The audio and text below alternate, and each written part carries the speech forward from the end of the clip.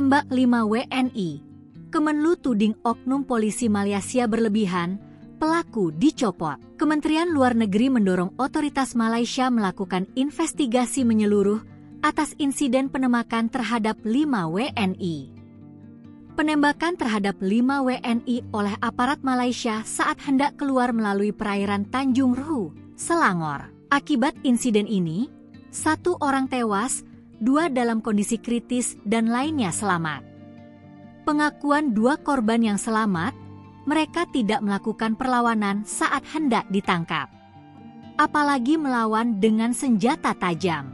Kemenlu menuding oknum kepolisian Malaysia terindikasi penggunaan kekuatan berlebihan, excessive use of force. KBRI Malaysia masih akan terus mengumpulkan informasi lebih lengkap untuk mendapatkan konstruksi kejadian yang lebih jelas dan meminta retainer lawyer KBRI untuk mengkaji dan menyiapkan langkah hukum.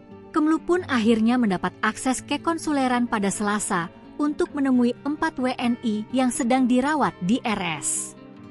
Dari keempat korban, 2 orang WNI telah terverifikasi identitasnya, yaitu H dan MZ. Kedua WNI tersebut berasal dari Riau. Keduanya kini dalam perawatan dengan kondisi stabil sehingga bisa memberikan keterangan. Berdasarkan pengakuan 2 WNI tersebut, tidak melakukan perlawanan dengan senjata tajam ke aparat Malaysia.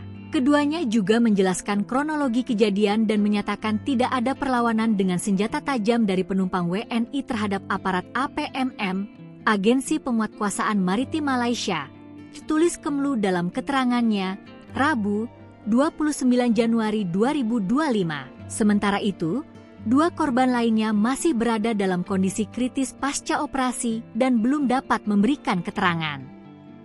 Keempat WNI itu kini dalam perawatan di RS Serdang dan RS Klang, Malaysia. Sementara itu, Kepolisian Kerajaan Malaysia, PDRM, melakukan penyelidikan kasus penembakan terhadap 5 WNI oleh aparat Malaysia saat hendak keluar melalui perairan Tanjung Rhu, Selangor. Personel yang diduga terlibat penembakan telah dibebas tugaskan untuk penyelidikan.